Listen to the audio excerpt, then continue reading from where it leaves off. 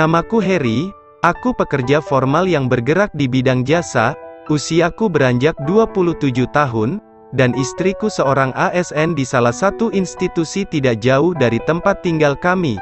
Sebut saja Yuli, usianya beranjak 25 tahun, kami menikah baru 1 tahun silam. Pagi ini, aku akan berkunjung ke rumah mertuaku bersama istriku. Kebetulan, kami sudah lama tidak berkunjung ke rumah mertua, sekaligus mau jemput adik ipar yang katanya mau melanjutkan sekolahnya yang dulu sempat tertunda 1 tahun setelah lulus SMP. Sebut saja Sari. Sari adalah anak paling bungsu dari 3 bersaudara. Sari gadis desa yang tergolong ramah, sopan dan periang.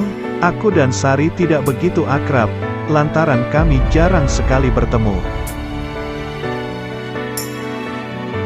Suasana di desa mertuaku begitu sejuk dan indah, suasana desa yang masih begitu alami, jauh dari keramaian, tidak bising dari suara-suara kendaraan lalu lalang seperti yang sering kami jumpai di kotaku.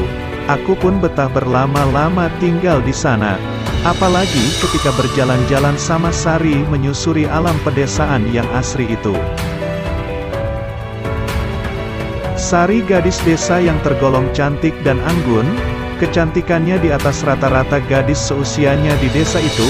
Tak heran banyak laki-laki seusianya berlomba-lomba ingin mendapatkannya. Namun kecantikannya tidak lantas menjadi dia sombong lantaran banyak yang menyukainya. Kecantikan Sari lebih mencolok dibanding kedua kakaknya. Sari lebih tinggi dari kakaknya.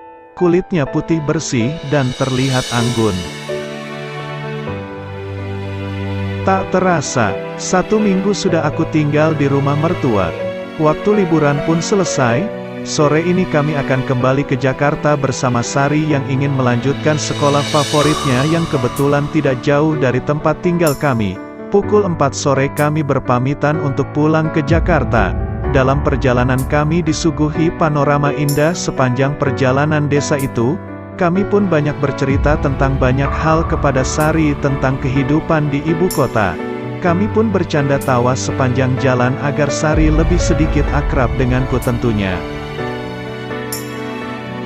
5 jam perjalanan, kami pun sampai di Jakarta.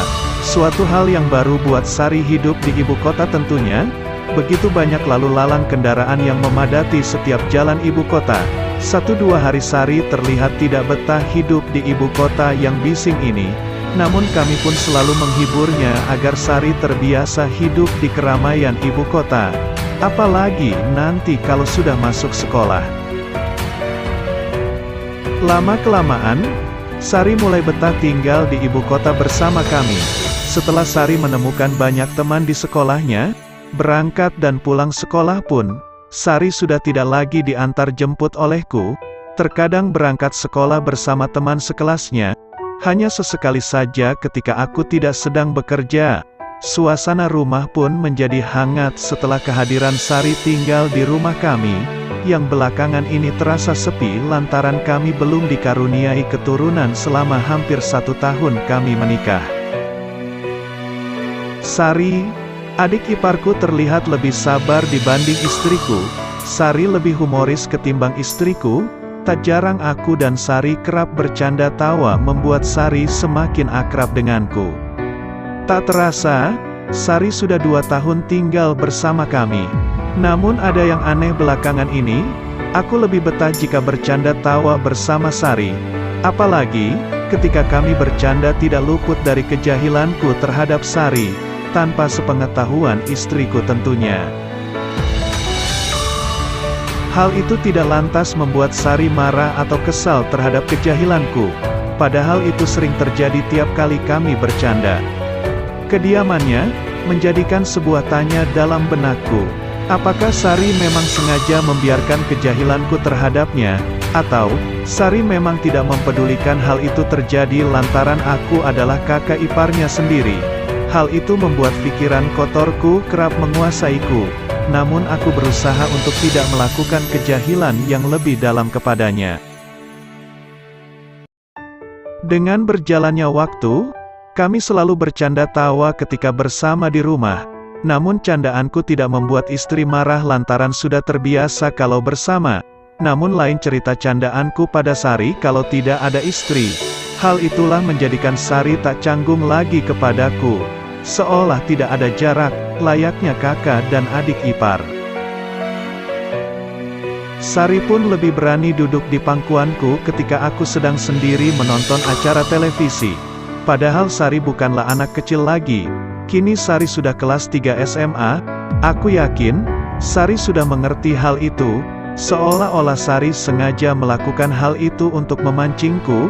Tak hayal ada benda keras yang ia duduki, namun itu tidak lantas membuat Sari pindah dari duduknya. Aku pun membiarkan benda keras yang Sari duduki. Namun semua itu menjadi suasanaku tak lagi konsen terhadap acara televisi yang aku tonton. Serba bingung aku dibuatnya. Di sisi lain aku pun takut jika nanti Sari ngomong sama istriku jika saat itu aku berlebihan padanya. Hari ini, hari Minggu yang mana istriku ada banyak acara kegiatan bersama teman kerjanya. Semalam istriku meminta untuk aku mengantar ke tempat teman kerjanya, pagi pukul 8.30. Aku mengantarkan istriku ke tempat teman kerjanya. Di situ sudah ada beberapa orang yang juga baru sampai di tempat acara teman kerjanya. Karena itu adalah acara teman sejawatnya, aku pun langsung pulang setelah mengantar istri. 30 menit perjalanan, aku pun sampai di rumah. Setelah mobil aku masukkan kembali ke garasi, lalu aku masuk dalam rumah melalui pintu samping dekat garasi. Terlihat Sari sedang asik nonton acara televisi kesayangannya. Aku pun mendekati dan duduk di sampingnya. Lama aku pandangi Sari yang masih mengenakan pijamak tipis berwarna putih. Tak sadar Sari sudah menoleh ke arahku sambil keheranan. "Lagi ngeliatin apa sih mas?" Sari bertanya padaku. Dengan gugup aku menjawab, enggak ada apa-apa." "Hayo, ngeliatin apa?" Sari kembali bertanya dengan nada meledek. "Ngeledek ya," jawabku. Lalu kami kembali bercanda tawa dan tak lepas dari kejahilanku.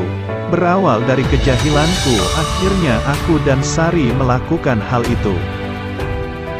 Entah apa yang merasuki kami, hingga kami saling berani mengambil resiko dengan melakukan hal yang semestinya tidak dilakukan oleh kakak ipar dan adik ipar. Entah kenapa Sari pun mau melakukan itu tanpa paksaan dariku.